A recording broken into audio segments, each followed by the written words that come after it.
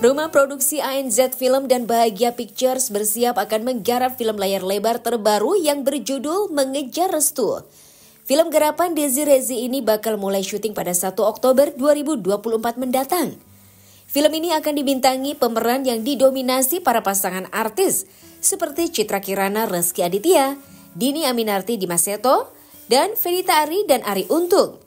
Ketiga pasangan suami istri ini mengaku tak sabar untuk memulai proyek ini.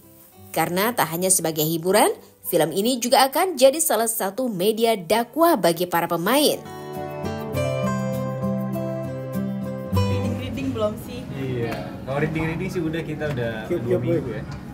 Semingguan untuk persiapan reading sama acting coachnya juga. Ya mudah-mudahan besok prosesnya berjalan dengan lancar sesuai dengan apa yang kita cita-citakan. Iya. Berapa hari kah mungkin untuk syutingnya sendiri, dan mungkin jam syutingnya sendiri mungkin rada ini nggak sih, kan banyak artis yang lagi memperjuangkan tentang jam kerja untuk syuting sendiri. Iya, sebenarnya gini sih, insya Allah nanti tuh kita sepakat sama pemain dan produser juga bahwa jam kerja kita tuh 14 jam. Artinya dengan kita punya 14 jam itu harus efektif banget ya gitu loh. Semuanya harus serba cepet, tapi cepet bukan berarti asal ya gitu loh. Tapi intinya kita juga pengen tetap menjaga kesehatan dari teman-teman semua, karena gimana pun juga bikin film ini tuh maraton ya gitu loh. Jadi bukan kalau ketawa-tawa aja. Ada yang lucu?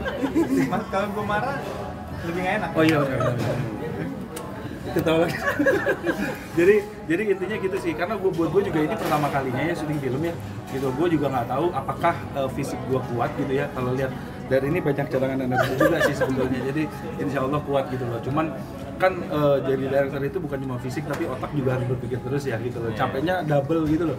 Ini pun yang mungkin gue juga harus harus antisipasi gitu ya, dengan syuting 17 hari yang dimana kalau kita bicara production days-nya itu dengan kita tuh ada break itu sekitar 4 hari gitu, jadi total tuh sekitar 23 hari gitu ya. Itu lumayan menyita waktu sih gitu loh. Artinya kita harus siap. Ada yang berbeda nggak?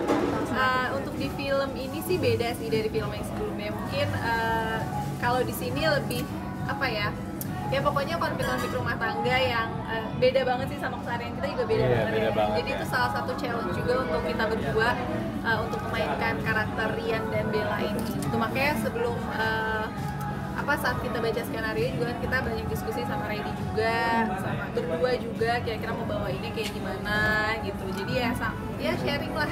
Kamu kan tadi bilang waktu kerja 14 jam ninggalin Antar, seperti apa nih apalagi berdua? Iya, sebenarnya kalau aku sendiri untuk days-nya lebih banyak waktu syutingnya sekitar 10 hari. Tapi kalau misalnya Mas Ki cuma 3 hari, jadi mungkin dia bisa berbagi gitu. Dan Antar biasanya suka aku aja ke lokasi syuting juga, makanya kadang aku suka request sama pihak produsernya pengennya ya kalau bisa ruangannya yang enak ya Pak. Pasti. Kita udah menyiapkan tempat pijit semuanya gitu.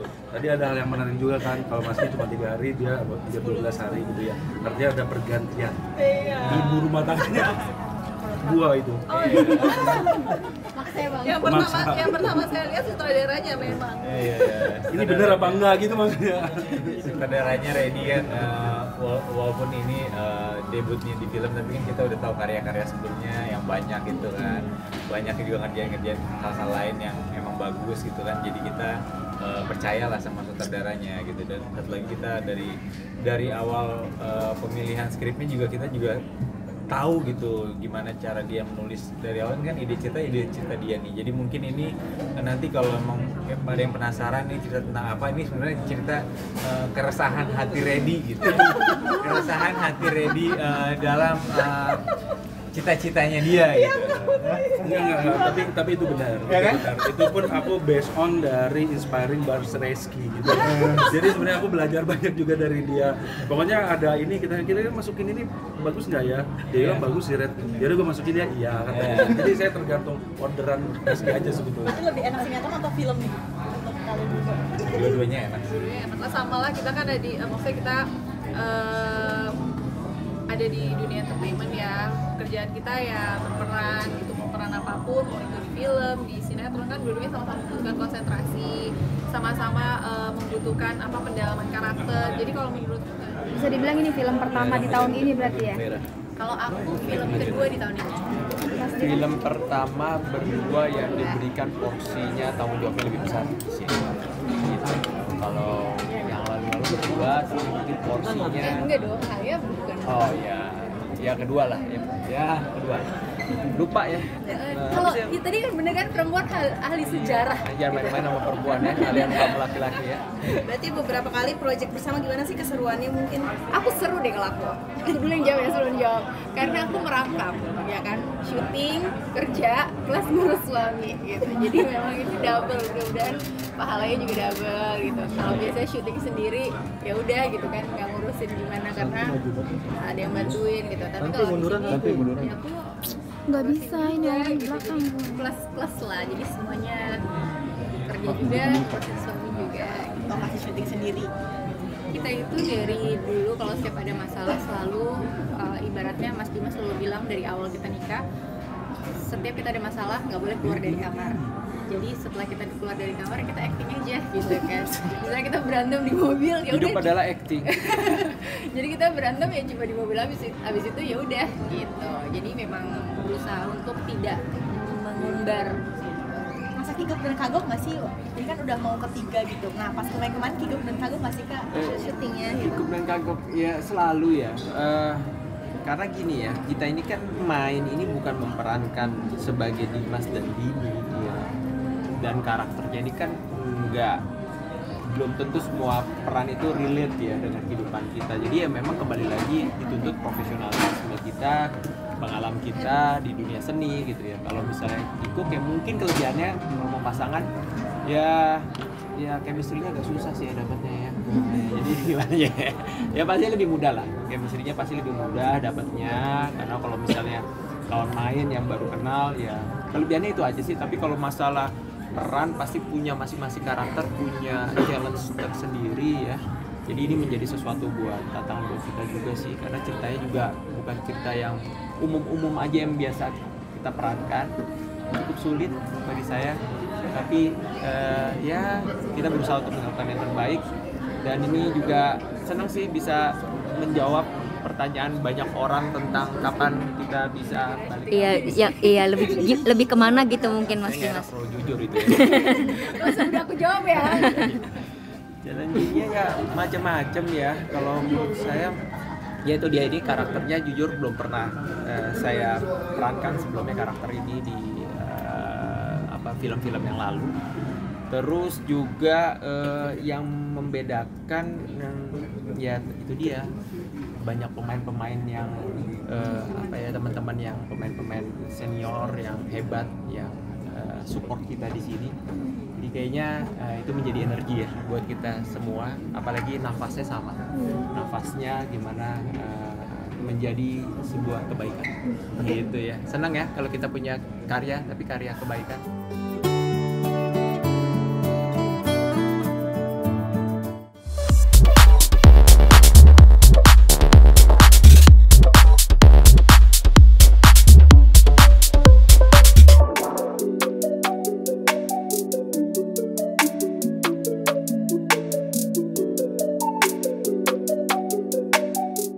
Jakarta World Cinema, ajang yang menayangkan puluhan film karya anak bangsa maupun mancanegara ini telah usai digelar pada 28 September lalu.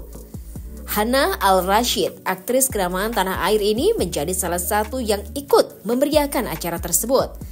Hana menilai gelaran JWC tahun ini merupakan sebuah event spektakuler dan menarik. Karena selain mampu menayangkan puluhan film dari sekitar 120 negara yang ikut serta, JWC juga pandai dalam menyeleksi film tersebut agar karya film buatan anak bangsa juga mampu bersaing dengan karya mancanegara. Meskipun di event kali ini tidak ada karya Hana yang ditayangkan, namun dia mengaku sudah cukup bangga tetap bisa menjadi bagian dari JWC 2024. Serta harapannya di tahun yang akan datang akan ada lebih banyak karya lagi yang dapat tampil di JWC, terutama karya anak-anak daerah yang menurutnya juga tidak kalah bagus. Ia bahkan menuturkan memiliki keinginan untuk mengajak para seniman daerah menghasilkan karya bersama. Meskipun di event kali ini tidak ada karya Hana yang ditayangkan, Namun dia mengaku sudah cukup bangga tetap bisa menjadi bagian dari JWC 2024. Serta harapannya di tahun yang akan datang, akan ada lebih banyak karya lagi yang dapat tampil di JWC, terutama karya anak-anak daerah yang menurutnya juga tidak kalah bagus. Ia bahkan menuturkan bahwa memiliki keinginan untuk mengajak para seniman daerah menghasilkan karya bersama. Lantas, akankah dalam waktu dekat keinginan untuk berkarya dengan anak daerah itu akan segera terwujud? Dari awal sampai terakhir hari ini seperti apa sih melihatnya? Ini benar-benar minggu penuh medis cinema. Ini benar-benar kayak apa ya? Merasa makin semangat sebagai seniman ya, masih makin semangat untuk mengeksplorasi storytelling yang imajinatif, storytelling yang real, yang otentik. Harapannya sih dapat kesempatan untuk ikut berperan dalam film-film yang se-eksperimental dan se-variasi itu sih. Jadi di satu sisi senang, tapi di sisi lain kayak ya mau banget ya main film-film kayak gitu, semoga ditawarin gitu. Tapi ya udah berasa CGV menjadi rumah kedua sih minggu ini karena di sini terus. Tapi ya kapan lagi ya? Yang paling ditunggu film dari mana dan genrenya apa? Kemarin tuh yang aku tunggu banget tuh selalu sinema Iran karena memang apa ya, Iranian cinema memang dari dulu menjadi sesuatu menurutku realismenya benar-benar tragis gitu. Dan kemarin nonton Seed of a Sacred Thing itu dirasakan. Tapi menunggu banget tentunya film-film seperti The Substance dan Emilia Perez yang sudah cukup apa ya, membuat weight yang sangat besar saat kan kemarin gitu. Tapi jujur, film favorit tahun ini mungkin ada film Sulaiman justru. Karena realnya real banget gitu dan aktingnya luar biasa dari si peran utama itu. Dan mungkin karena saya banyak tinggal di Eropa dan maksudnya di UK gitu, bisa bertemu sehari-hari dengan orang-orang dan karakter-karakter seperti Sulaiman ini gitu. Jadi struggle-nya dia berasa banget. Kalau nggak salah dia menang Best Actor di Cannes, pantas sih, emang keren. Nah, di tangan saya ya, di tangan para produser film Indonesia, semoga saya dipekerjakan lebih banyak. Emang gimana ya? Ya harapannya sih tetap, saya tuh baru-baru ini lagi banyak sekali pulang ke Makassar dan bertemu sama filmmaker di Indonesia Timur. Saya berharap banget bisa berkolaborasi sama mereka dan bisa apa ya, mengikuti workshop untuk storytelling, untuk penulisan gitu. Benar-benar kayak ada rasa-rasa pengen berkontribusi lebih dalam cara storytelling, mungkin tidak hanya sebagai aktor, tapi apakah sebagai produser, apakah sebagai penulis, dan nggak tahu sih, butuh duit juga. Jadi semoga para produser Indonesia mau kasih saya pekerjaan biar kemudian saya bisa bikin film sendiri. Apakah mau mengajak sinias-sinias muda dari daerah untuk bisa bikin film? Kalau memang saya dalam position of power untuk memberi kesempatan kepada mereka, mau sekali. Karena kemarin tuh saya ikut mementor di Southeast Asian Screen Academy di Makassar. Disitulah terseleksi 12 orang dari seluruh Indonesia Timur untuk datang ke Makassar dan mendevelop sinopsis mereka masing-masing. Aku tuh benar-benar kagum sekali dan impress banget dengan karya-karya sinopsis mereka. Di saat balik lagi ke industri, kayak ya industri boring banget ya, horor mulu. Tapi mereka tuh berani explore film-film yang berakar di daerah mereka masing-masing, di budaya mereka masing-masing. Mungkin apa ya, mungkin kalau tidak ada beban industri, cerita mereka tuh fresh dan sangat exciting. Dan saya sebagai aktor pun kayak, wah gue pengen banget film kayak gini gitu. Harapannya sih akan ada balance antara industri dan para filmmaker muda ini dari daerah yang juga independen. Gimana nih caranya bisa somehow gabung gitu. Karena sinema Indonesia dari anak muda, terutama yang so far yang aku experience dari Indonesia Timur tuh exciting banget dan benar-benar harus beri spotlight sih justru. Tapi gimana, saya nggak punya power. Film Indonesia yang seperti apa sih Kak? Kalau dari perspektif lu sendiri? Jujur kemarin tuh saya ngerasa tahun ini tuh ada beberapa judul yang sangat menarik ya dan sangat menikmati nontonnya. Home Sweet Alone yang sedang tayang sekarang adalah drama keluarga yang luar biasa bagus gitu dan harapannya sih banyak yang nonton gitu. Kemarin sempat juga ikut dalam asosiasi aktor Indonesia untuk pemilihan dari 30 film terseleksi FFI ke 15 dan jadi kan nonton semua 30 film itu dan Crocodile Tears by Tumpal Tangkubolon adalah film yang luar biasa sih, dan apa ya, semua gitu udah tayang di Toronto Film Festival, 2 minggu lagi akan tayang di BFI London Film Festival, nanti akan ke tempat-tempat lain. Jadi sinema Indonesia tuh secara global tuh harum sebenarnya, tinggal gimana caranya kita terus diberi kesempatan untuk create stories yang berbeda gitu. Tapi banyak kok tahun ini film komedi favorit justru film anak Makassar, Keluar Main 1994. Itu lucu sekali filmnya, tapi lagi-lagi film daerah yang diberi yang diberi kesempatan secara nasional kan jarang ya gitu. Mungkin tayangnya cuman beberapa hari doang di Jakarta gitu. Tapi ya semoga sih film daerah juga makin banyak ditonton secara nasional ya gitu. Tapi lagi-lagi bukan saya yang menentukan cuman ya itu, kalau ada film yang mau ditonton, nonton segera sih, karena memang kita tahu sistemnya harus nonton langsung ya sebelum turun layarnya. Jadi semua penonton-penonton tuh makin semangat mendukung film Indonesia.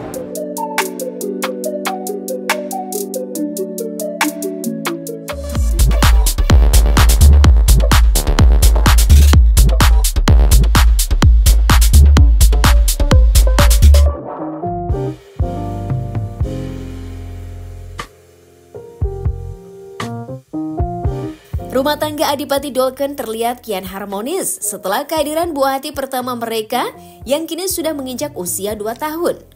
Putri kecil yang diberi nama Naiswari ini kini tumbuh menjadi putri yang cantik, lincah, dan aktif. Oleh karena itu, menurutnya sekarang adalah waktu di mana pertumbuhan sang anak sangat membutuhkan perannya beserta istri. Meskipun kesibukannya di lokasi syuting tak ada henti, Adipati mengaku selalu menyempatkan waktu untuk memberikan momen indah bagi putrinya. Karena bagi Adipati, momen pertumbuhan sang anak adalah prioritas yang tidak mungkin ia lewatkan. Perihal parenting menurutnya itu adalah hal yang krusial, sehingga ia selalu berdiskusi dengan detail bersama istri untuk memilih parenting yang baik bagi anaknya. Meski menurutnya pribadi, kebebasan sang anak dalam bereksplorasi tetaplah hal yang paling utama. Lantas, adakah kesulitan tersendiri bagi Adipati dan istri perihal menerapkan parenting tersebut terhadap anaknya?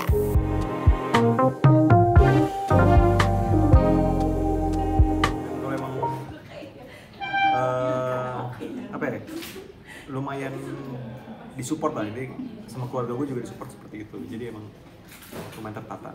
Nah, untuk ngebagi waktu sama anak boleh tahu nggak sih gimana?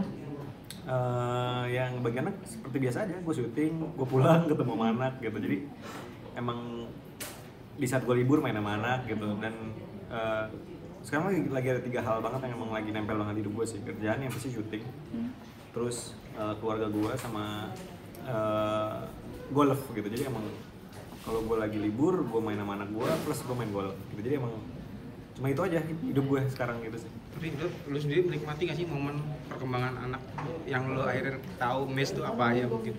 Iya, anak gue sekarang lagi mau 2 tahun umurnya, jadi lagi lucu-lucunya gitu. Kalau kata orang-orang tuh gitu, lagi lucu-lucunya ya gitu. Jadi perkembangannya karena emang tidurnya masih sama gue juga gitu ya, masih bertiga gitu, tidurnya sama Cantik sama gue. Jadi emang prosesnya pasti kita bisa lihat banget lah. Hari ini tiba-tiba dia bisa ngomong apa, gue ngomong apa tiba-tiba bisa diturunin sama dia. Kan Cantik manggil gue tuh yang gitu ya, terus kalau Cantik lagi manggil gue tuh anak gue suka ngikutin yang gitu. Jadi kayak emang lagi di fase dia tuh meniru apapun yang kita keluarin gitu. Dan lucu banget gitu. Jadi emang proses ini tuh yang emang lagi, kan kalau kata orang tuh fasenya dari 1 sampai 4 tahun atau 3 tahun gitu kan. Jadi emang di fase 1 sampai 3 tahun ini emang kita lagi fokus banget, kita ngasih semuanya ke dia gitu, ngasih sayang, ngasih perhatian, ngasih pelajaran-pelajaran bisa kasih ke dia tuh seperti apa gitu. Anak perempuan kan cinta pertamanya adalah seorang ayahnya. Lu sendiri maknai hal tersebut kayak gimana? Nggak juga sih. Yang dicari pertama adalah ibunya sebenarnya. Cinta pertama mungkin nanti waktu dia besar kali ya, dan gue belum bisa ngerasain itu gitu. Jadi sekarang gue ngasih yang terbaik aja buat anak gue, ngasih perhatian lebih juga buat anak gue. Mungkin di awal-awal perhatiannya tuh dapetnya dari ibunya gitu kan, karena emang pasti dia belum paham, belum mengerti, dan dia cuman mesti kayak nyusu aja gitu kan, mesti kayak prosesnya tuh di ibunya terus lah gitu. Tapi sekarang kan dia udah mulai mengerti, udah mulai nyariin, udah mulai pengen lebih dekat gitu, dan sekarang tuh momennya gue mulai nempel ke dia gitu. Intinya sampai fase 4 tahun itu tuh kita pengen bener-bener ngasih yang banyak lah buat dia nih, mau apa aja, mau ngapain, mau seperti apa, karena itu nanti bisa secara secara mental pasti akan mengembangkan dia mau jadi orang seperti apa nanti gitu. Udah pernah tuh? Enggak, karena gue malah kasihan, anak gue ngapain kalau kasih syuting kalau ujung-ujungnya cuma nunggu doang, kasihan. That's not a good pilihan lah intinya gitu. Jadi kayak anak gue di rumah aja, karena dia pasti lebih nyaman di rumah gitu, ketemu sama ibunya, ketemu sama teman-teman di rumahnya gitu. Jadi emang lebih baik di situ, comfort zone dia gitu, daripada gue ajak ke lokasi syuting, ketemu sama orang, ketemu sama hal-hal yang sebenarnya bisa jadi malah negatif ke dia gitu nantinya. Jadi menurut gue buat di umur sekarang biar dia comfort zone terus dulu aja gitu, sampai nanti dia berprosesnya waktu umurnya mulai tumbuh lagi aja. Dok, terus biasanya sama istri nerapin pola asuh yang seperti apa sih? Apa ngikutin ada omongan orang tua zaman dulu atau ngikutin perkembangan? Kan perkembangan zaman sekarang gentle parenting gitu kan. Kalau gue ya sometimes gue setuju sama gentle parenting, tapi sometimes enggak juga gitu. Jadi gue tetap pakai metode tough love dan gentle parenting gue combine nanti gitu. Maksudnya ini kan persepsi gue sebagai orang tua buat anak gue gitu kan. Karena gue juga nggak mau anak gue terlalu manja, gue nggak mau anak gue terlalu keras juga gitu. Jadi ya di tengah-tengah aja, fleksibel aja gitu. Jadi orang tua muda ada repotnya nggak sih, Dok? Enggak sih, ternyata menyenangkan ya. Maksudnya justru di usia gue paling tepat emang punya anak sih harusnya. Karena gue masih alhamdulillah masih fit lah gitu, masih bisa gendong dia, masih bisa ngajak dia main, belum terlalu capek, belum terlalu ini gitu. Maksudnya kalau gue lebih tua lagi mungkin gue akan lebih gampang capek, lebih gampang pegel gitu kan. Apalagi dia kan masih berarti nambah terus gitu. Jadi kayak pengetahuan apa? Nggak ada sih, gue cukup in the moment gitu. Jadi kayak apa yang lagi terjadi sekarang ya udah yang sekarang lagi jalanin aja gitu. Gue nggak yang maksain dia harus ini, harus itu, nggak gitu. Cuman kalau emang gue bisa ngeliat dia potensinya ngapain, terus gue ngikutin perkembangannya dia, bukan dia harus ngikutin perkembangan gue gitu sih intinya. Kalau emang dia lagi suka gambar ya udah gue kasih gambar terus. Ternyata dia mulai bosan, dia maunya mobil-mobilan gitu. Anak gue cewek kan, tapi dia ternyata suka mobil-mobilan, gue kasih mobil-mobilan gitu. Kenapa harus gue larang gitu kan? Maksudnya kayak perkembangan dia yang gue ikutin, bukan dia yang ngikutin perkembangan gue. Berarti nggak pernah ketemu momen shock gitu dengan perkembangan anak yang mungkin membingungkan atau gimana gitu, repot atau gimana? Enggak sih, maksudnya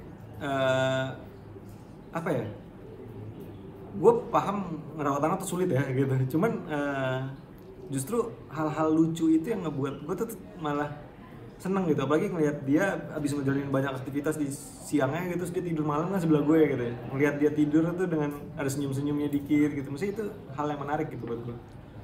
Maksudnya nimbulin rasa yang sebelumnya gue nggak punya gitu kan, akhirnya gue punya gitu.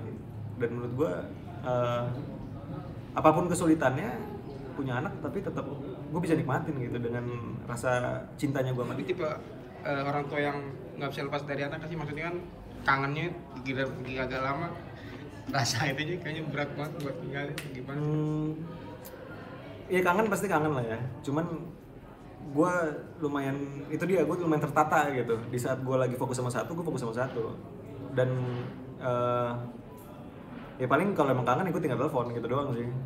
Dan kalau emang ternyata gue syuting di luar kota misalkan gitu kan, kalau syuting di Jakarta gue pasti pulang ke situ ya, jadi kayak nggak ada masalah juga sebenarnya. Kalau syuting di luar kota gitu ya, mungkin gue lagi ada libur berapa hari ya dia tinggal datang gitu doang.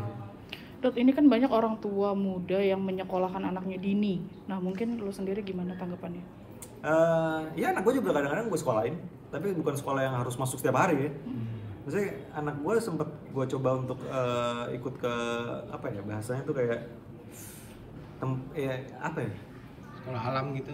Bukan, masuk ke sekolah beneran yang ketemu sama anak-anak lain, terus dia belajar main pegang-pegang structure iya, Pak. Ya kayak gitu-gitulah. Sekolah-sekolah kayak gitu kan masih belum 2 tahun gitu kan. Maksudnya gue pengen ngeliat potensi dia tuh ada di mana juga gitu.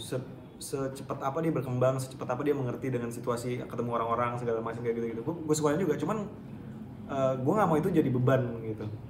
dan buat gue itu biar aja mengalir kalau emang ternyata, dan nggak harus setiap hari kan gitu sebenarnya, nggak perlu tiap minggu juga. Di saat kita lagi mau bawa dia aja, misalkan kita nggak kemana-mana nih, udah seminggu 2 minggu kita nggak kemana-mana, kita bawa ke situ sekali dia main sama teman-temannya gitu sih. Jadi itu sebagai sekolah itu sebagai apa ya bahasanya tuh kayak rekreasinya dia lah gitu, karena buat dia ternyata pas kita lihat dia tuh sangat seru gitu, ketemu glendotan gitu, dia ketemu tempat gambar dia gambar-gambar gitu. Jadi buat kita tuh itu salah satu tempat rekreasinya dia gitu, sekolah. Kalau ngomong pola asuh sama istri sendiri pernah ada perdebatan atau mungkin semuanya lancar-lancar aja? Lancar-lancar aja alhamdulillah. Mesti kita cukup kompak dan kita sama-sama sepakat kalau anak kita mau jadi apa gitu. Maksudnya bukan mau jadi apa, kita mau membawa anak kita nanti seperti apa gitu sih.